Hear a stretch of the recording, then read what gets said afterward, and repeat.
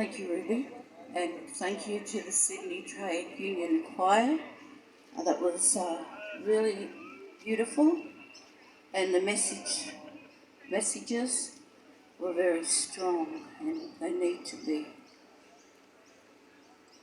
Warami, Mudgis, Warami Gadigal, Nura, Walamabemi, Inyana, Bayalawa, Ngay Nailam, Budri, Darabara, Yanu. Welcome to Gadigal land.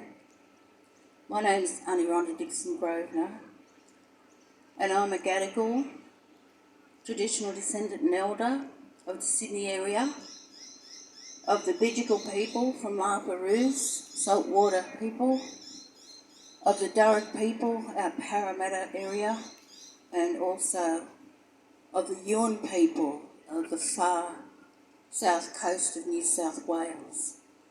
I'd like to also acknowledge the elders past, present and future, and the elders here today.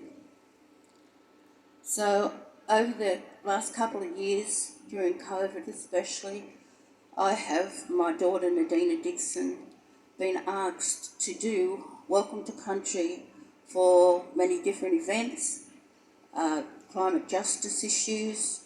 In 2020 we done a big welcome, which I didn't know because we was at the back of the stage, and when we came up in the domain, which we've now reclaimed the language name of Jabagali, when we came up on stage there was over 80,000 people. So the message is getting across, and people are joining together and they're listening to these very important messages.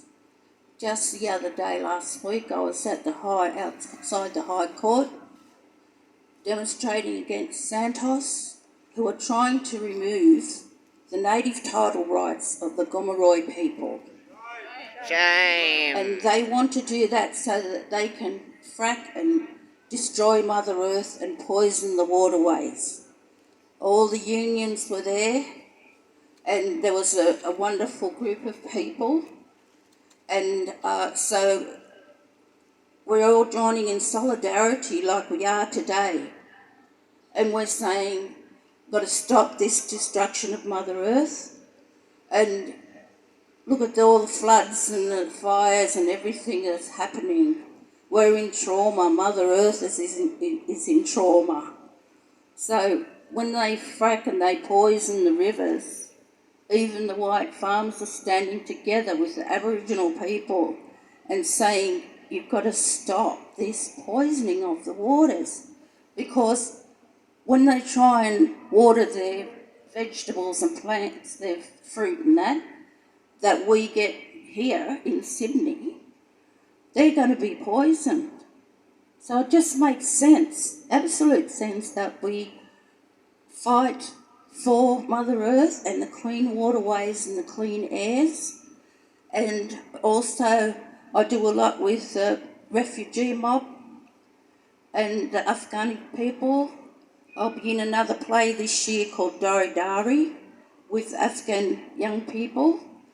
And we did a play last year, I think it was, called Tribunal. That was at the Opera House. This one's going to be at the Opera House. And that's the way, through song, through brothers and sisters singing about the rights and how we should protect and stand with refugee people. They're human beings, the same as us. And so we've got to speak out and join together in unity for the things that are so important to stand up for. And maybe, the refugees can't all stand up as much as what we can do and push the government. And Mother Earth, we've got to stand up for Mother Earth and the clean waterways and the animals. Because Australia is unique. We only have these animals here in Australia, and a lot of our animals are becoming extinct, and our birds, the wildlife. So we've got to just keep telling the government that, they have to listen to us and we've got to all work together for this beautiful country and the world and our people and animals. So thank you for letting me talk and giving me the opportunity to do the Welcome to Country. My brothers and sisters, thank you. Yano. Yay.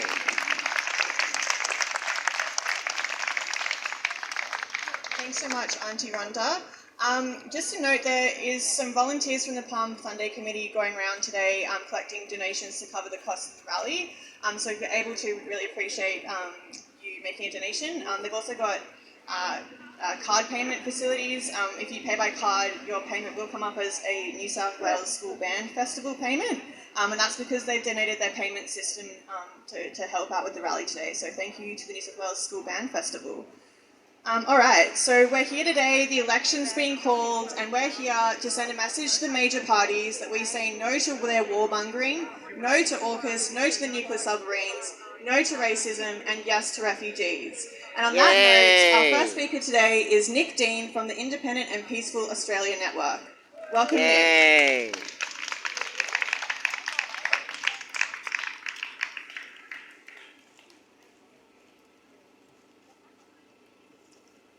Thank you.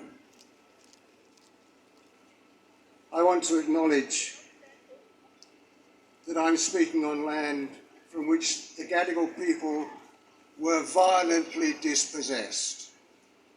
I acknowledge that the violence that deprived them of their land is still deeply embedded in the culture of so-called modern Australia. We need to learn how to live in peaceful coexistence by walking together and mutually engaging in the Makarrata process. The climate crisis makes the need for peace, both within and between nations, imperative. As this crisis intensifies, cooperation, collaboration and friendship are needed, not competition, animosity and enmity. The cry of the world's people must be, bring us peace. Yeah. It is impossible to have an interest in peace without mentioning the role of the USA, the role that it has played over the past 77 years of its global primacy. In terms of the peace promised us back in 1945, the USA has been a complete failure. Instead of peace, it has brought us war after war after war. For the reality is that the USA is a nation that nourishes itself through war and profits handsomely from war. Same. With regard to the war in the Ukraine, there's no doubt that Russia is the aggressor. It has invaded a sovereign nation which had not attacked it, and for that it must be and is being condemned. But the USA and NATO also have a lot to answer for. Paraphrasing words of Stuart Rees, whilst it may be that Putin is driven by a perverse reading of history and a denial of his neighbour's humanity, the West should acknowledge that the Kremlin was justified in perceiving NATO's advance to Russia's borders as an unwarranted threat. Journalist Caitlin Johnston puts it like this. 1. The USA knew that war in Ukraine was coming. 2. It also knew that it could have prevented that war by making the very reasonable concession of promising not to bring Ukraine into NATO. But 3, it chose not to. John Lander, a past senior Australian bureaucrat, has written, the US has all along wanted this war to weaken Russia. For the USA cannot tolerate any country coming close to it in military or economic might. Meanwhile, US-based entities derive profit from the Ukraine war by providing weapons to NATO countries and Ukraine, weapons that will prolong the suffering and the war and probably escalate it. America is a nation, as I said already, that nourishes itself through war. Enormously wealthy transnational corporations hold huge influence within the American political system. They profit from endless wars. As the Ukraine war approached, their share prices rose dramatically. And we in Australia are caught up in this. We're buying the Lockheed Martin F-35 Joint Strike Fighter. We're buying tanks. Tanks! What need do we have for tanks on this continent? And most expensively of all, under the awful AUKUS agreement, we've been persuaded to buy nuclear-powered submarines. It is not in our best interest to be buying those submarines and risking nuclear proliferation. Nor is it a matter of just purchasing hardware. Australia is so enthralled with the USA's military prowess that we have allowed a more or less permanent US forward position in Darwin by entertaining an expanding contingent of US Marines, part of a US policy of surrounding China with military assets. And under AUKUS, there will be more visits to this country from nuclear-capable US warships and military aircraft. I've said it before and I'll say it again here now.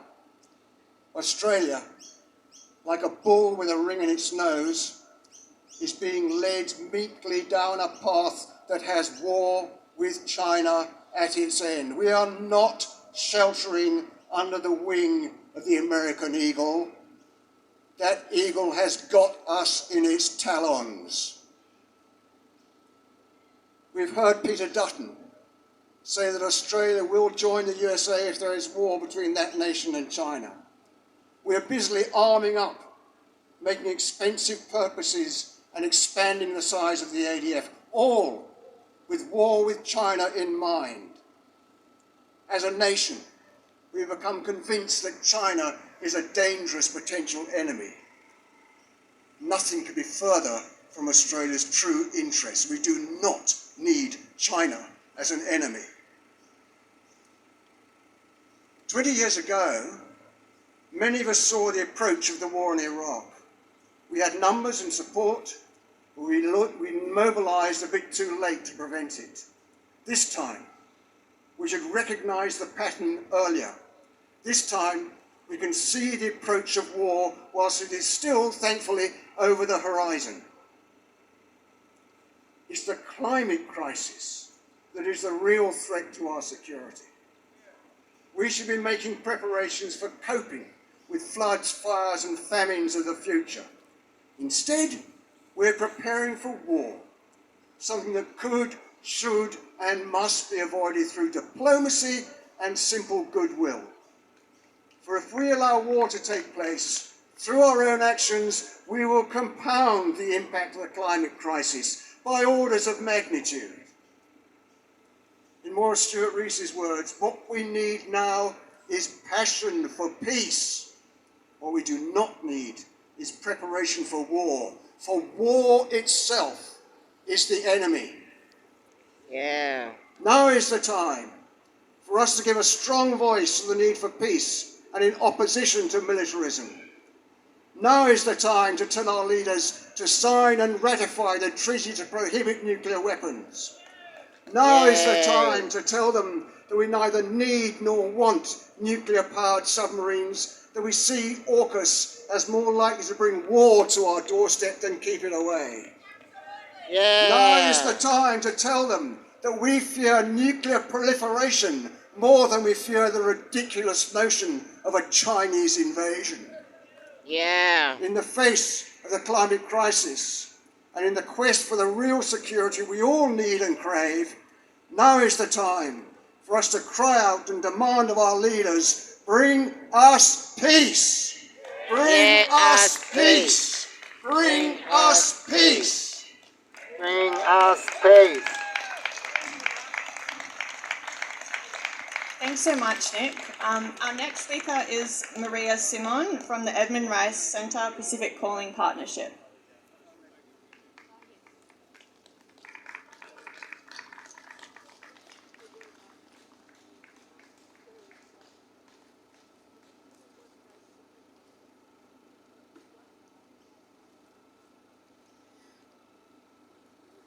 Kamna Melody. Greetings to you all. I begin today by acknowledging the traditional custodians of the land on which we gather today and pay my respect to their elders, past and present.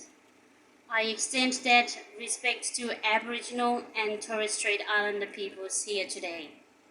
My name is Maria Simon Sifang. I'm from a very, very tiny island. It's called Kiribati in the Central Pacific, whose maximum height is 2 to 3 meters above sea level. I'm a climate advocate. Less experience in campaigning on war, militarism, and peace building. As a person from Kiribati, perhaps that's okay, because just like the climate emergency, our discussion of war, AUKUS, is formed in response to colonizing attitudes between peoples. The world's dominating powers just view my community, my people, my nation, my culture as expendable. As it is for the climate emergency, so too for war, militarism, and conflict. Again, the peoples and cultures of my region are just collateral damage to the greed and cultural narcissism of distant colonizing powers. It's not new. In 1943, we provided the battleground for conflict in the Second World War, the Battle of Tarawa, fought between Japan and the US, was one of the bloodiest battles of their Pacific War. Although our people did not create that war, many people were killed, injured, mistreated, traumatized, and displaced from their homes. With climate change, that again our people have not created. As we speak, my people are suffering from the impacts of climate change. Due to rising sea level and erosion, people's homes have been destroyed. Inundation is damaging food crops, and our groundwater is becoming brackish. Our ocean is also affected. The coral reefs are dying, our fish stocks are dwindling, and our fishermen are forced to spend more hours out in the ocean, in the sun, trying to catch fish for their families. Climate change in Kiribati is not just about the rising sea levels. Climate change is gradually destroying our culture, our livelihoods, our lands, and our identity. Climate change is real in Kiribati and is happening right now. The sea is rising, crops and water are affected, and eventually people will be forced to leave their islands. It is unjust that people of Kiribati are some of the lowest emitters of greenhouse gases in the world. Yet, the nation of Kiribati is one of the most affected and vulnerable countries to the effects of climate change in the world. Australia has a long relationship with Kiribati. To this day, Kiribati and Australia continue to have a reasonably close relationship, which is based on development projects. Kiribati often sees Australia as a big brother in the Pacific. We therefore hope that when Kiribati needs Australia, like now, in regard to the issue of the negative impacts of climate change, the Australian government will do all it can to help. We ask that it will transition away from fossil fuels and fulfill its obligations under the 2015 Paris Accord. War and climate change demand a global leadership. And we asked the Prime Minister of Australia, Mr. Scott Morrison, to take a lead on these issues. War, climate change, and August are further demonstrations of this. Shame on them Shame. for their lack of leadership Shame. and ethics. We need an honest partnership and a strong, reliable relationship. That relationship means inclusiveness, respect, consultation, dialogue, and morals. In my opinion, climate change is a disaster, not just for the Pacific Island nations, but for the whole world. Convesin Rapa, thank you, and may each one of you be blessed with my Kiribati traditional blessing, which are the Maori, good health, the Roy, peace, or the Tapomoa, and prosperity. Have a blessed Palm Sunday. Yay! Thanks so much, Maria. I think it's so right that the struggles in the anti-war movement and for climate action are so interconnected. You know, instead of spending billions of dollars on nuclear weapons and nuclear submarines, we could be investing that money into green jobs and the just transition we need to solve climate change. So thank you so much for being here today. Our next speaker is Pastor Richard Swedes from St Paul's Sydney Lutheran Church in Darlinghurst. Thanks, Richard.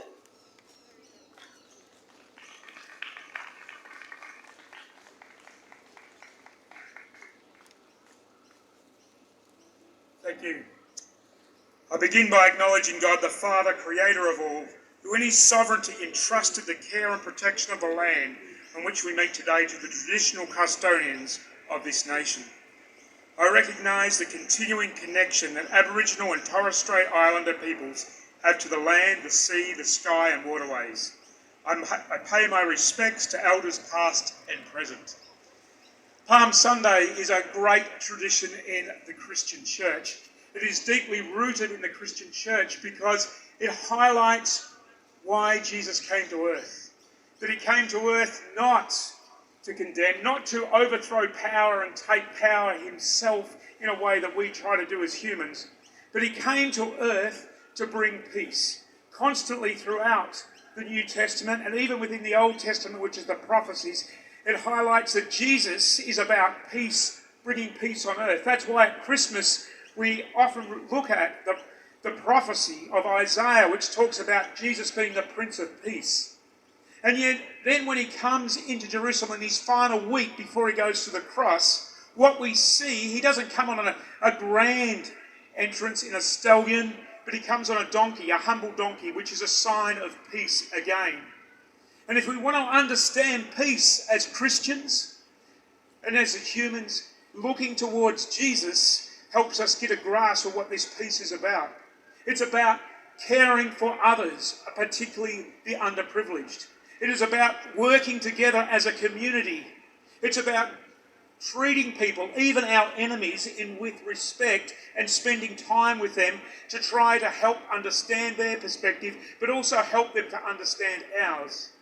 And so when we look at Palm Sunday, this idea of Palm Sunday where Jesus was celebrated, there were some people on that day who were thankful that Jesus was present. But they had a very selfish approach to peace. They wanted peace for themselves because they wanted power. What Jesus revealed later in the week, which we as Christians celebrate on Good Friday and Easter Sunday, that he brought about peace by humbling himself, by suffering for us, his humanity, by going to the cross and dying, and then by rising again. And then when we see what he does, we see his mission. It's so that humanity can have peace with God. You see, God, despite all his powers, wants to have peace with humanity. And that's why he sent Jesus. And so our challenge, both as Christians, and if anyone calls himself a Christian, is to ask this question, are we after true peace? Are we prepared to show love and care, especially to those who we don't relate to that well, who we don't get along with that well? Do we really want to have a community, or do we just want to have things our way?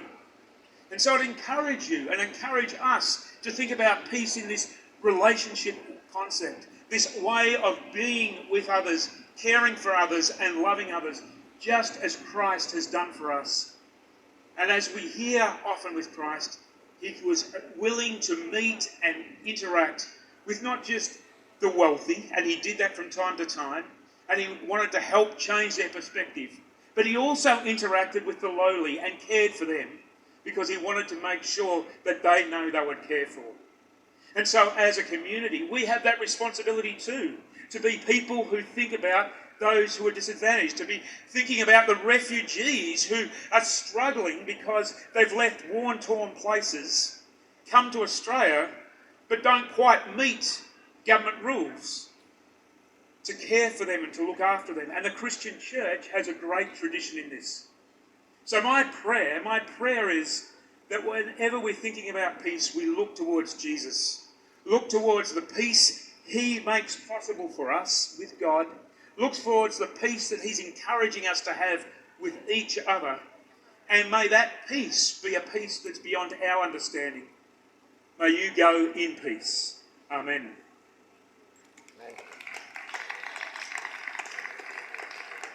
Thank you so much, Pastor Richard. Our next speaker is Glenn Colomates, who is a former army officer who served in Afghanistan and Timor-Leste, and now he works as a lawyer doing pro bono immigration work for Afghan refugees, as well as representing survivors in military sexual trauma cases. Thank you, Ruby, for that very generous introduction. It was almost exactly as I wrote it. Friends, I'd like to acknowledge the traditional owners of this land and also Aboriginal soldiers, men and women, who were prepared to fight and potentially die for this country since before Federation, a country which didn't recognise them as citizens until 1967. So I'll start by saying Assalamu alaikum, peace be upon you all. We were in Afghanistan for 20 years. 20 years. In that time we spilt blood, we spent $10 billion, we achieved little tactically and nothing strategically.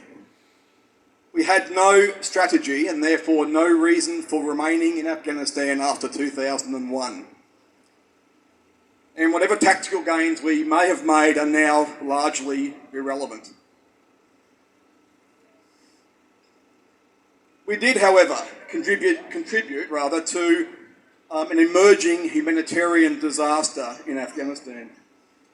We helped expose many Afghans to the risk of death at the hands of a vengeful Taliban. We cut and ran with little thought of looking after the Afghans who work for us, or indeed any Afghans placed at risk as a result of our operations in that country. Friends, the evacuation from Kabul was an unmitigated disaster.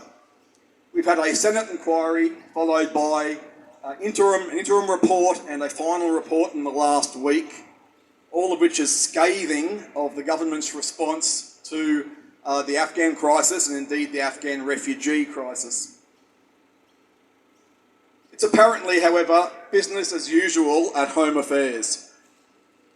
It's taken a year and a pre-election budget to genuinely increase humanitarian visa intake numbers for Afghans, but Home Affairs is still not processing many of these Afghans who are at risk because of their work for us.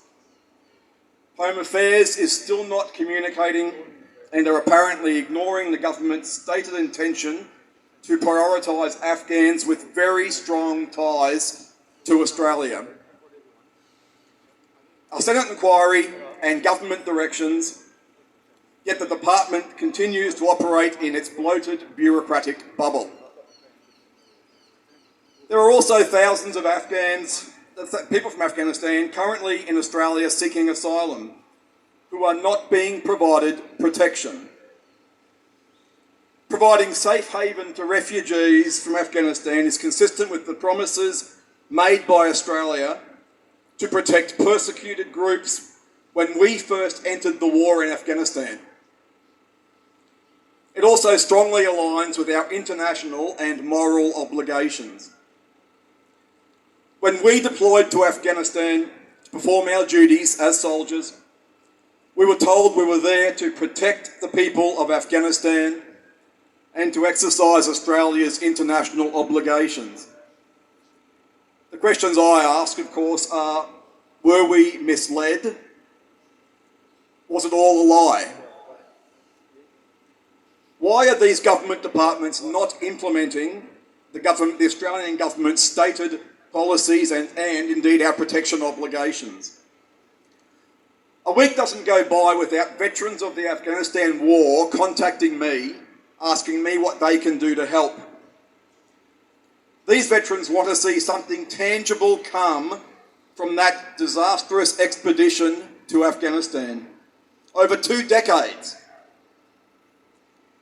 When I try to explain the obstacles and bureaucratic barriers put up to securing visas, these veterans ask why this government is making it so hard for Australia to save some of the lives we've put at risk. At a time when the Australian government is trying to increase Australian Defence Force personnel numbers, its actions regarding our Afghan colleagues are having an adverse impact on the mental health of veterans and serving members who served in Afghanistan. How can this government say to young Australians, join the ADF and fight for our values, when the government and its departments openly fail to demonstrate those values?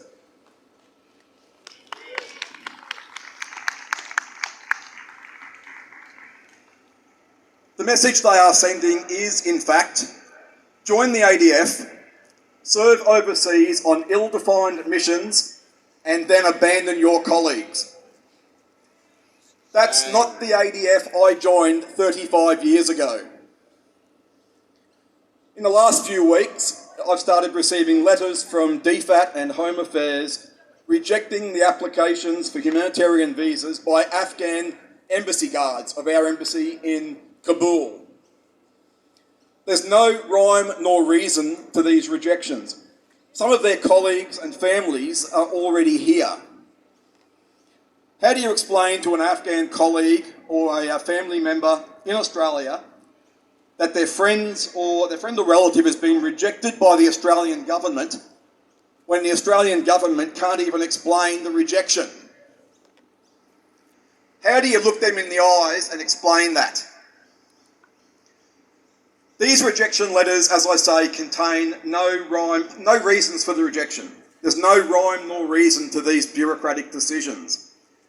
It's like a lottery as to which former employees of the Australian government in Afghanistan get protection and which former employees don't. This is a lottery for lives, and that is entirely unacceptable, friends. Yeah. Australians I know, and veterans I know, want to make a difference both personally and nationally. The veteran community wants to make a difference personally and nationally. We neither want nor deserve this reputation for cutting and running from our mates, a reputation that's been imposed on us by government and the bureaucracy. However, the government can listen and can act. It's not too late. Even in caretaker mode, this government can compel its departments to do their jobs for which their executives are so handsomely paid. If the Department of Home Affairs is so under-resourced that it can't process visa applications and can't even communicate with applicants and their lawyers, maybe the Minister should move some senior executives and mandarins to the shop floor to do some processing work. Having said that, we are enormously grateful for the additional 16,500 humanitarian places over 4 years for Afghans. That's almost good enough, but it will not be good enough. Now it's time for the government to follow through on that budgetary commitment. I and many of my brothers and sisters in arms call on the government to do just that. Action that commitment, help us to help the government to get our Afghan colleagues, the government's former employees, to Australia. Help us restore some pride and dignity from our disastrous adventure in Afghanistan. Yeah. Thanks so much, Dan. You're absolutely right. The 20-year war in Afghanistan is an absolute shame on our history, and so is the response that we've had to Afghan refugees seeking safety. But so many people who've come here have spent years and years and years wasting their lives away in Australian detention facilities only to be released onto 3-year temporary protection visas. We're here today to end detention and to demand permanent protection for all refugees. Our next speaker is someone who knows the experience of living a temporary life all too well. I'd like to welcome Arzu Nalmani to the stage. She's an Iranian refugee who's on a TPV. Yay.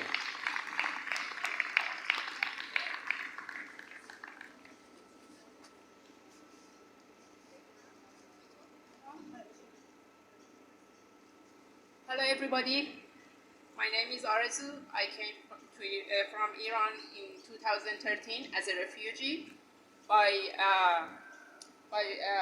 boat. Actually, I was a single mom of a child. I came here to seek safety actually, but I had no idea I'm going to trap. I came 2013 with my son. He was only 1 year old. And when we reached Australia, we had to stay in detention center for about 2 years. I don't want to talk about detention center. It's just, I wrote a book about it. I think everybody has to read it.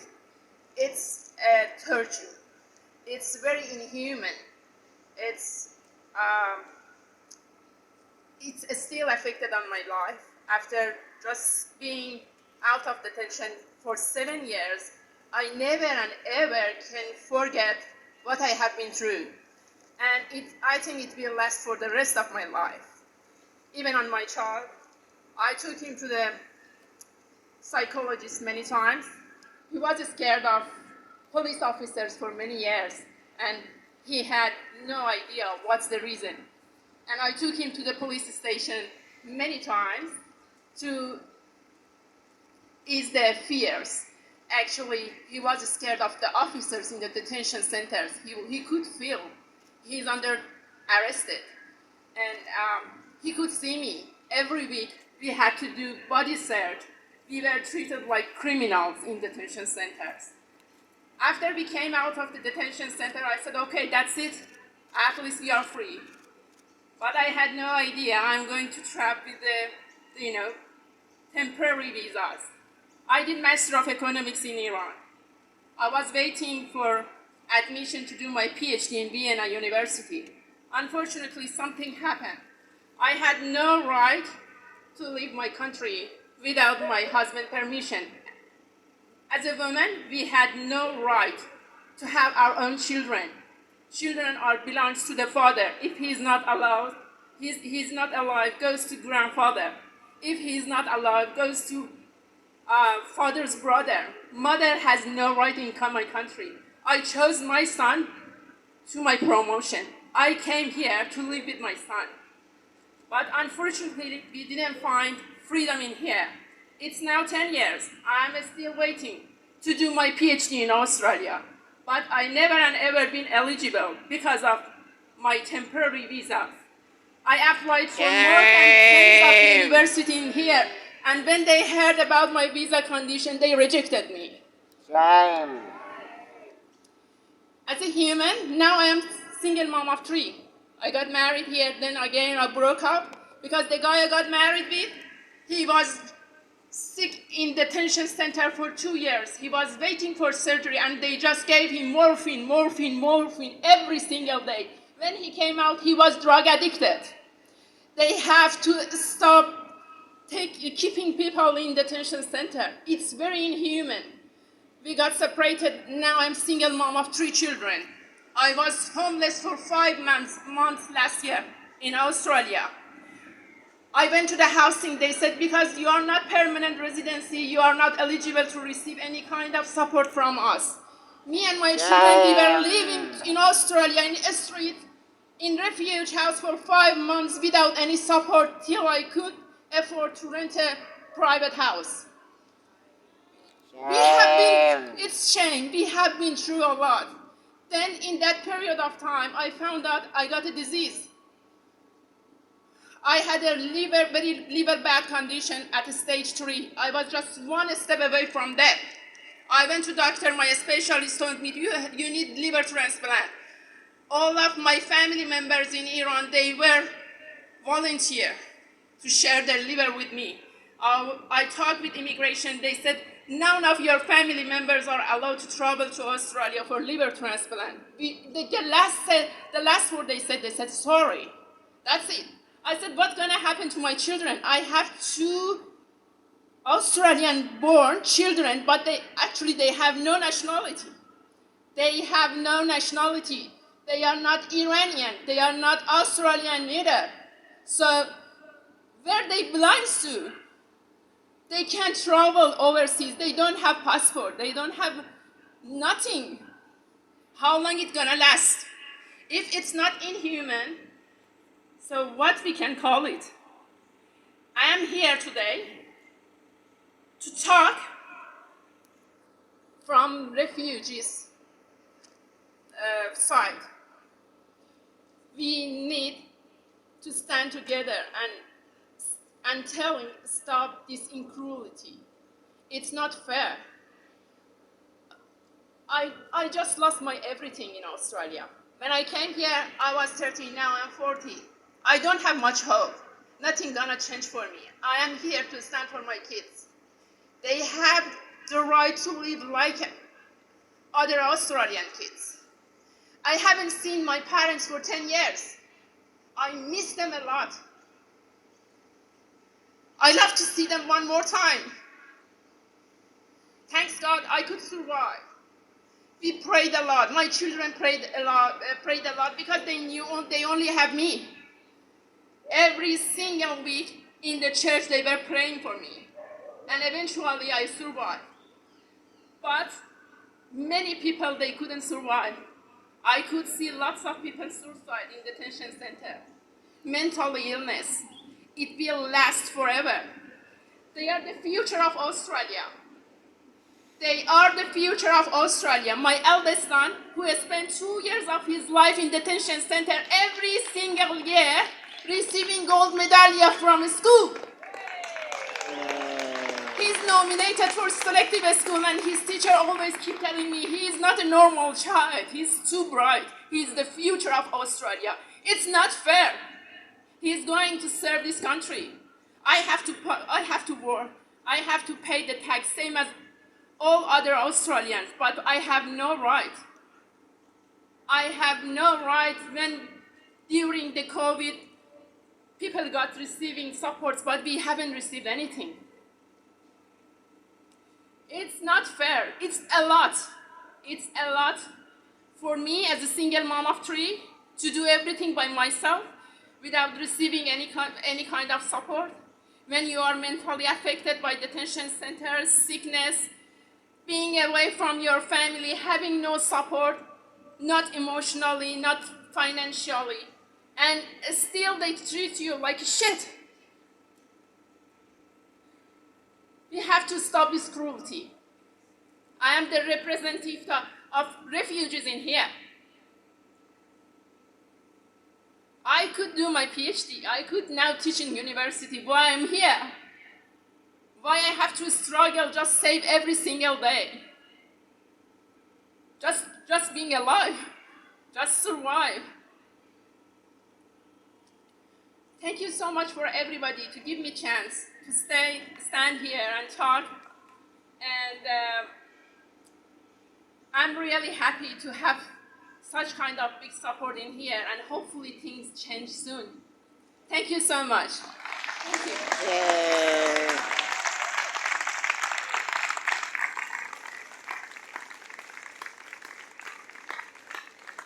Thank you so much, Arzu, for being here and sharing your stories. This is the reality of cruel refugee policy. We'll be going to the polling booths on May 21. Labor has said that they will end temporary protection, but they remain committed to offshore processing. So, whoever wins the election will have to keep fighting for the rights of refugees.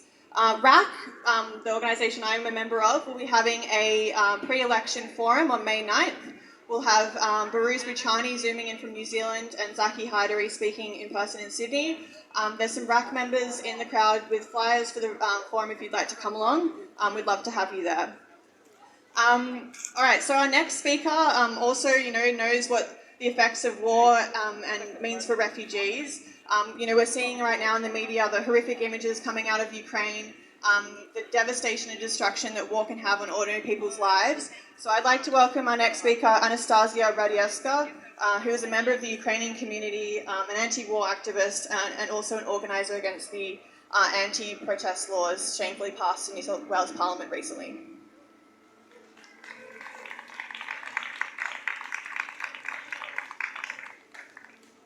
Hi everyone, before we begin I want to acknowledge that we are gathering on the unceded sovereign lands of the Gadigal people, who were the first to suffer and resist the consequences of the violent power of the Australian state that continues to be felt by First Nations people, refugees and so many others on this continent. And I also want to acknowledge the speakers that came before me and shared their stories. Because the things that we are talking about here today are too big sometimes to fit into ordinary language, I want to begin with a poem. This poem is by Paul Celan, who was born into a Jewish family in Chernivtsi, which is now on the territory of Ukraine. Celan's mother and father were murdered in the Holocaust, and Celan himself barely survived a labor camp before being forced to flee to France to escape the Soviet regime. The poem is called All Souls. What did I do? Seminated the night as though there could be others more nocturnal than this one. Bird flight, stone flight, 1,000 described routes. Glances purloined and plucked. The sea tasted, drunk away, dreamed away. An hour soul eclipsed. Others, many with no place but their own heavy centres, glimpsed and avoided. Foundlings, stars, black, full of language, named after an oath which silence annulled. And once, when, that too is forgotten, felt the barb where my pulse dared the counterbeat. I turn to this poem when I try to comprehend the impossible. How can it be that the streets I grew up in Kiev are being shelled? How can it be that children and their parents attempting to flee are deliberately bombed at a railway station with a missile on whose casing Russian soldiers have written, "For our children," as if murder is a balance sheet to be equalized? How can it be that similar suffering in Yemen, Syria, Afghanistan, Palestine, Burma is ignored, or indeed created by the same governments that condemn what is happening in Ukraine? And how can it be that the Australian government extends the suffering of people fleeing these wars through imprisonment, poverty, and exploitation? When I consider these impossible questions, I turn in part to Christianity as a faith in which I was raised. Although I'm not a practicing Christian, the story of Palm Sunday and of Jesus' crucifixion is one I come back to, because it asks questions we are all trying to grapple with. What is to be done with the suffering we witness in the world? What can we do when we are confronted by state violence? I think of the story of Jesus entering Jerusalem on a donkey and almost immediately staging a protest against the economic exploitation perpetrated by religious authorities in the temple. I think of what it takes to actively confront an exploitative system.